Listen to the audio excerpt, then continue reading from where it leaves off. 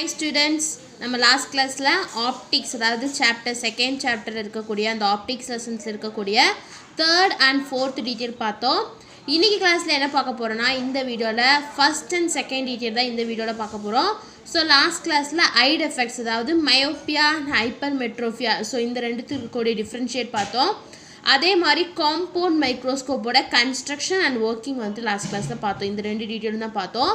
இந்த கிளாஸ்ல light oda properties paaka porada first question list any 5 properties of light so light oda any 5 properties vantu list pananum second one parunga explain the rules for obtaining images formed by a convex lens with the help of ray diagram so ray diagram oda help nala rules vantu kondu varணும் என்ன rules அப்படினா obtaining images formed by the convex lens so convex lens மூலமா obtain ஆகக்கூடிய images எப்படி அந்த images obtain பண்றோம் அப்படிங்கிறதுக்கு சில rules and regulations இருக்கு அத வந்துட்டு explain பண்ணனும் so இத வந்துட்டு first and second detail so இந்த ரெண்டு டீடைல் தான் ரெண்டு क्वेश्चन தான் இன்னைக்கு கிளாஸ்ல பார்க்க போறோம் so first question பாருங்க list any 5 properties of light so light oda any 5 properties வந்து list பண்ணுங்க அப்படினு கேக்குறாங்க இத first question இந்த first question ஓட ஆன்சர் page number 16 and 17 ல இருக்கு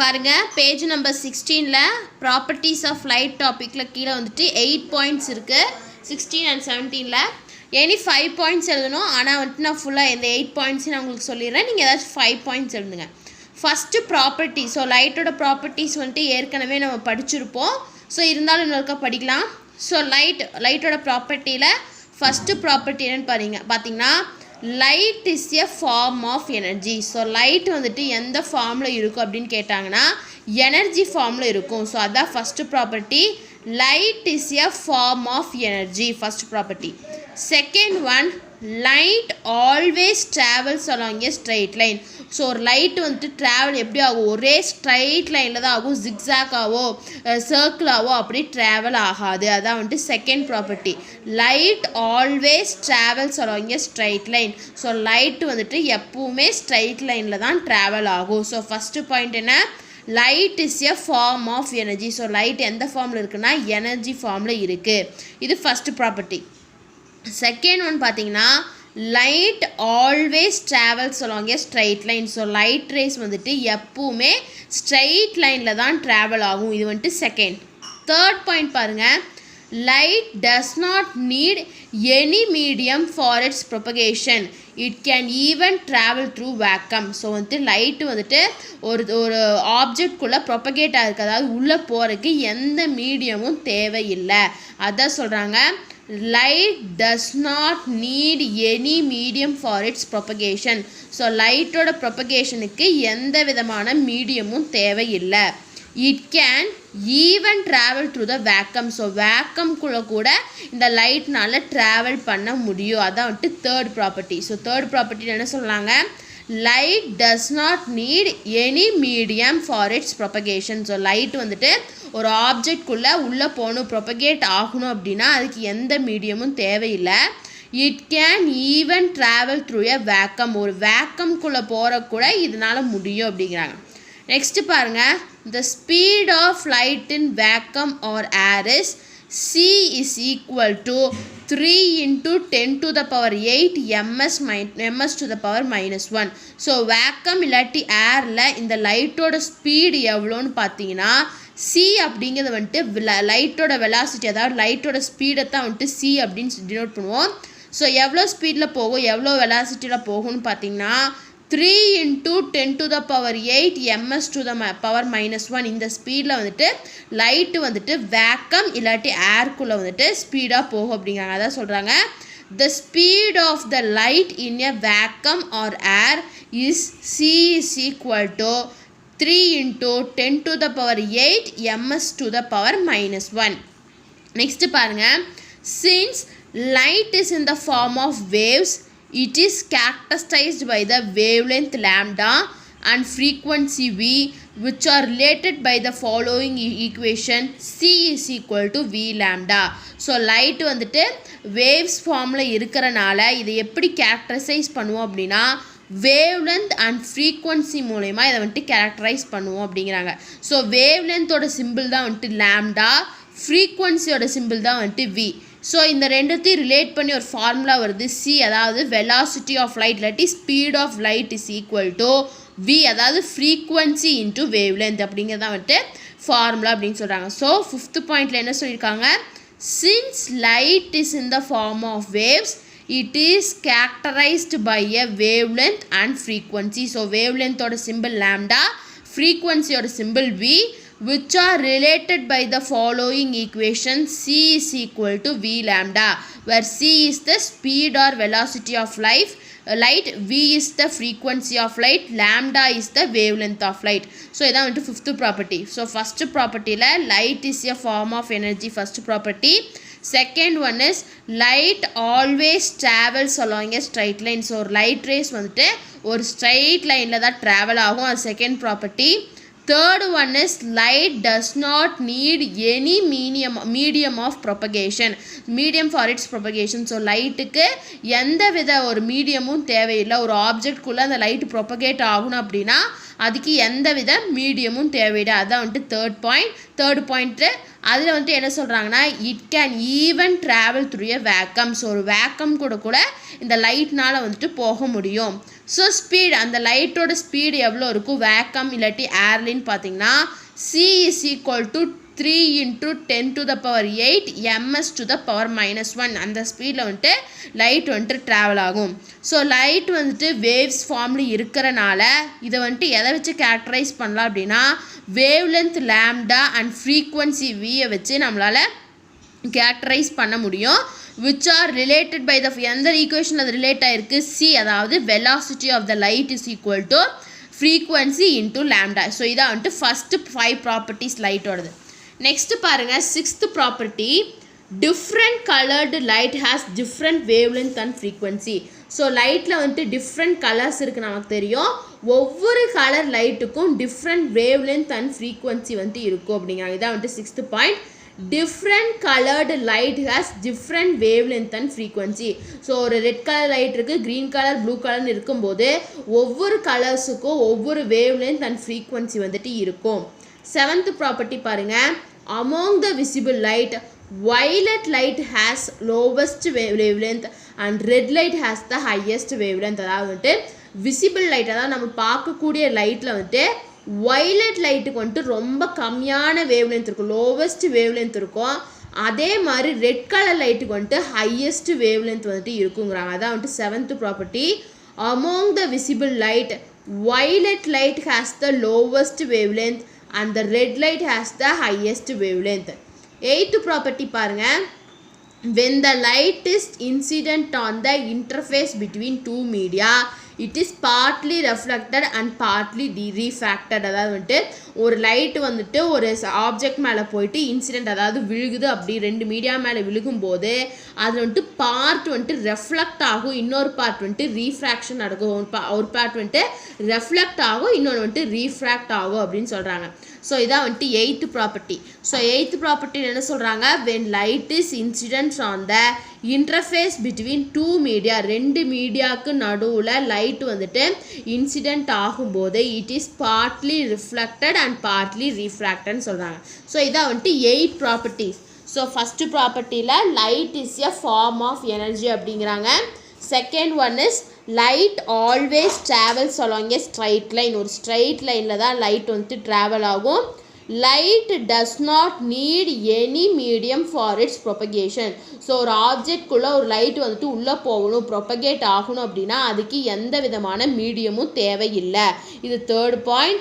fourth one is the speed of light in a vacuum or air. ஒரு ஏர்லேயோ வேக்கத்துலேயோ அந்த லைட்டோட ஸ்பீடு எவ்வளோ இருக்குன்னா, C is equal to 3 × 10⁸ ms⁻1 அந்த ஸ்பீடில் வந்துட்டு அந்த லைட் வந்துட்டு ட்ராவல் ஆகும். இது வந்துட்டு 4th பாயிண்ட். 5th பாயிண்ட் என்ன சொல்கிறாங்கன்னா, லைட்டு வந்துட்டு வேவ்ஸ் ஃபார்மில் இருக்கிறனால இந்த லைட்டை வந்து நம்ம எதை வச்சு கேரக்டரைஸ் பண்ணுவோம்னா, வேவ் லென்த் அண்ட் ஃப்ரீக்வன்சியை வச்சு கேரக்டரைஸ் பண்ணுவோம். So C is equal to V lambda, அதாவது frequency into wave length. So இது 6th ப்ராப்பர்ட்டி என்னன்னு பார்த்தீங்கன்னா ஒவ்வொரு கலரில் இருக்கக்கூடிய லைட்டுக்கு வந்துட்டு different wavelength and frequency வந்துட்டு இருக்கும். இதான் 6th ப்ராப்பர்ட்டி. 7th விசிபிள் லைட்டில் வந்துட்டு வயலட் கலர் லைட்டுக்கு வந்துட்டு லோவஸ்ட் வேவ் லென்த் இருக்கும், ரெட் கலர் லைட்டுக்கு வந்துட்டு ஹையஸ்ட் வேவ் லென்த் இருக்கும். நெக்ஸ்ட் 8th ப்ராப்பர்ட்டி வந்துட்டு ஒரு லைட்டு வந்துட்டு 2 மீடியாவுக்கு நடுவில் இன்சிடென்ட் ஆகும்போது அந்த லைட்டில் ஒரு பார்ட் வந்துட்டு ரிஃப்ளெக்ட் ஆகும், இன்னொரு பார்ட் வந்துட்டு ரீஃப்ராக்ட் ஆகும் அப்படின்னு சொல்கிறாங்க. So these are the properties. So 8 properties இருக்குது. நீங்கள் 5 ப்ராப்பர்ட்டிஸ் எழுதினாலும் ஓகே, இல்லை 8 ப்ராப்பர்ட்டிஸ் என்னால் முடியும் அப்படின்னு சொல்லிட்டு எழுதினாலும் ரெண்டுமே கரெக்ட் தான். ஸோ ஃபஸ்ட் டீட்டெயிலோட ஆன்சர். செகண்ட் கொஸ்டின் பாருங்கள். Explain the rules for obtaining images formed by a convex lens with the help of ray diagram. So ray டயக்ராத்தோட ஹெல்ப்னால ரூல்ஸ், அதாவது வந்துட்டு ஒரு இமேஜ் ஃபார்ம்டு பை கான்வெக்ஸ் லென்ஸால் ஃபார்ம் ஆன இமேஜுக்கு அது எப்படி ரூல்ஸ் படி வந்தது அப்படின்னு கேட்குறாங்க. ரே டயக்ராமோட ஹெல்ப்னால. அப்போ இங்கே டயக்ராம் வந்துட்டு மஸ்ட், கண்டிப்பாக எல்லாருமே ரே டயக்ராம் போடணும். ஸோ செகண்ட் கொஸ்டின் என்ன சொல்கிறாங்க, explain the rules for obtaining images formed by a convex lens with the help of ray diagram. So இதோட ஆன்சர் வந்துட்டு பேஜ் நம்பர் 20ல் இருக்குது பாருங்கள். பேஜ் நம்பர் 20ல் image formed due to the refraction through a convex and concave lenses சொல்லிட்டு ஒரு topic இருக்குல்ல, அங்கே வந்துட்டு இருக்கக்கூடிய அந்த ரூல் 1, ரூல் 2, ரூல் 3 இந்த 3 தான் வந்துட்டு செகண்ட் டீட்டெயிலோட ஆன்சர். ஃபஸ்ட்டு பாருங்கள் when an object is placed in front of a lens, the light rays from the object fall on the lens. அதாவது வந்துட்டு ஒரு ஆப்ஜெக்டை வந்துட்டு லென்ஸ் முன்னாடி நம்ம வைக்கும்போது அந்த ஆப்ஜெக்ட்லேருந்து வரக்கூடிய லைட் ரேஸ் வந்து எது மேலே ஃபாலோ ஆகும்னு பார்த்தீங்கன்னா அந்த லென்ஸ் மேலே ஃபாலோ ஆகும். The position, size and nature of the image formed can be understood only if we know the certain basic rules. So ஒரு இமேஜோட பொசிஷன், அதோட சைஸ், அதோட நேச்சரை பற்றி சில பேசிக் ரூல்ஸ் வந்துட்டு நமக்கு தெரியணும் அப்படிங்கிறாங்க. ஸோ 3 ரூல்ஸ் வந்து தெரியணும். அந்த 3 ரூல்ஸ் நம்ம பார்க்க போகிறோம். ஃபஸ்ட்டு ரூல் 1 பாருங்கள். when a ray of light strikes the convex or concave lens obliquely at its optical center, it continues to flow its path without any deviation. So suppose ஒரு ரே of light வந்துட்டு ஒரு convex இல்லாட்டி concave லென்ஸில் வந்துட்டு strike ஆகும்போது அது கண்டினியூவாக flow ஆகிட்டே இருக்கும். அதோட பாத்தில் எந்த விதமான டீவியேஷன், எந்த விதமான டிஸ்ட்ராக்ஷனும் இல்லாமல் அது வந்துட்டு கண்டினியூஸாக ஃப்ளோ ஆகும் அப்படிங்கிறாங்க.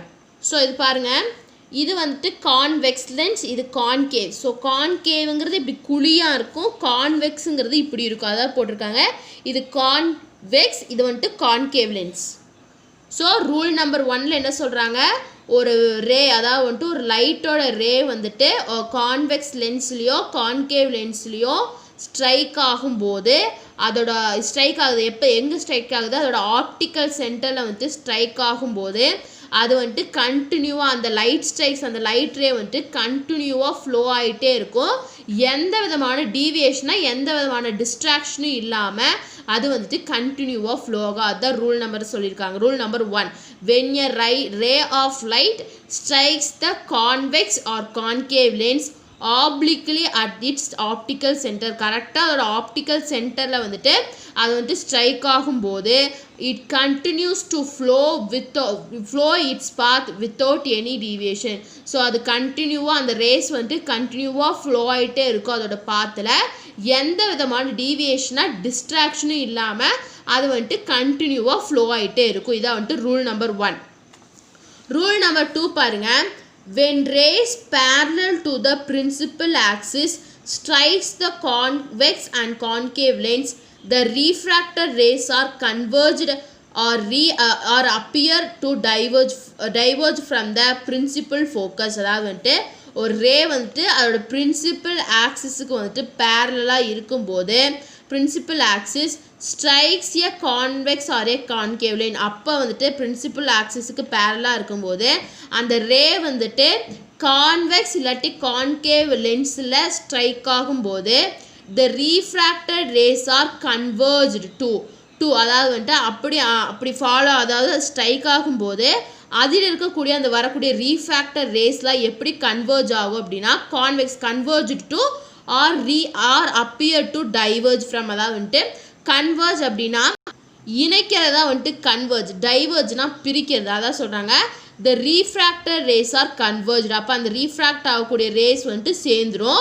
இல்லாட்டி அப்பியர் டு டைவர்ஜ் அதாவது கான்வெக்ஸ் லென்ஸில் அது வந்துட்டு ரீஃப்ராக்ட் ஆகும்போது அது கன்வர்ஜ் அதாவது சேர்ந்துடும் இல்லாட்டி டைவர்ஜ் ஆகும் எப்போ டைவர்ஜ் ஆகும் கான்கேவ் லென்ஸில் போயிட்டு அது ஸ்ட்ரைக் ஆகும்போது அது வந்துட்டு டைவர்ஜ் ஆகும் அதாவது பிரிஞ்சிரும் த பிரின்சிபல் ஃபோக்கஸ் அப்படி சொல்லியிருக்காங்க ஸோ ரூல் நம்பர் 2 என்ன சொல்கிறாங்க when rays parallel to the principal axis so அப்படி இந்த லைட்லேருந்து வரக்கூடிய ரேஸ் வந்துட்டு பிரின்சிபல் ஆக்சிஸுக்கு பேரலாக இருக்கும்போது அது வந்துட்டு கான்வெக்ஸ் இல்லாட்டி கான்கேவ் லென்ஸில் ஸ்ட்ரைக் ஆகும்போது சப்போஸ் அது வந்துட்டு கான்வெக்ஸ் லென்ஸில் ஸ்ட்ரைக் ஆச்சு அப்படின்னா அந்த ரேஸ் ரெஃப்ராக்ட் ஆகக்கூடிய ரேஸ் வந்துட்டு கன்வர்ஜ் ஆகும் அதாவது ஒன்று சேர்ந்துடும் சப்போஸ் அது வந்துட்டு கான்கேவ் லென்ஸில் போயிட்டு ஸ்ட்ரைக் ஆச்சு அப்படின்னா அது வந்துட்டு டைவர்ஜ் ஆகிடும் அப்படின்னு சொல்கிறாங்க ஸோ இதான் வந்துட்டு ரூல் நம்பர் 2 ரூல் நம்பர் 3 பாருங்கள் when a ray passing through convex lens or directed to concave lens the principal focus strikes a convex or concave lens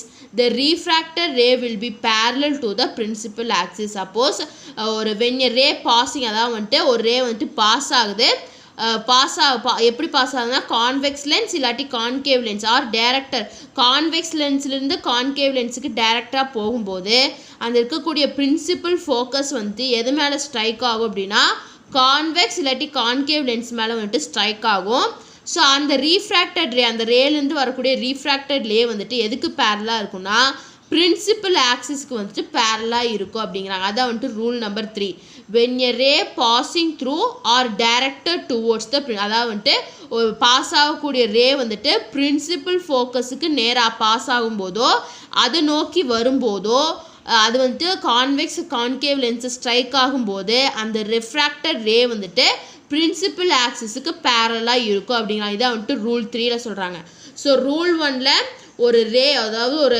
லைட்டோட ரே வந்துட்டு கான்வெக்ஸ் ஒரு கான்கேவ் லென்ஸில் போயிட்டு ஸ்ட்ரைட் ஆகும்போது கரெக்டாக அதோட ஆப்டிக்கல் சென்டரில் ஸ்ட்ரைட் ஆகும்போது அது கண்டினியூவாக அதோட பாத்தில் வந்துட்டு ஃப்ளோ ஆகிட்டே இருக்கும் எந்த விதமான டீவியேஷனும் இல்லாமல் அதான் ரூல் நம்பர் 1ல் சொல்கிறாங்க when a ray of light strikes the convex or concave lens obliquely at its optical center கரெக்டாக அதோட ஆப்டிக்கல் சென்டரில் போயிட்டு அது ஸ்ட்ரைக் ஆகும்போது it continues to flow its path without any deviation so அந்த ரேஸ் வந்துட்டு கண்டினியூவாக ஃப்ளோ ஆகும் இதான் ரூல் நம்பர் 1 ரூல் நம்பர் 2ல் when rays parallel to the principal axis strikes a convex or concave lens the refracted rays are converged or appear to diverge from the principal focus அதாவது race வந்துட்டு principal ஆக்சிஸுக்கு பேரலாக இருக்கும்போது அந்த race வந்துட்டு convex R concave லென்ஸில் strike ஆகும்போது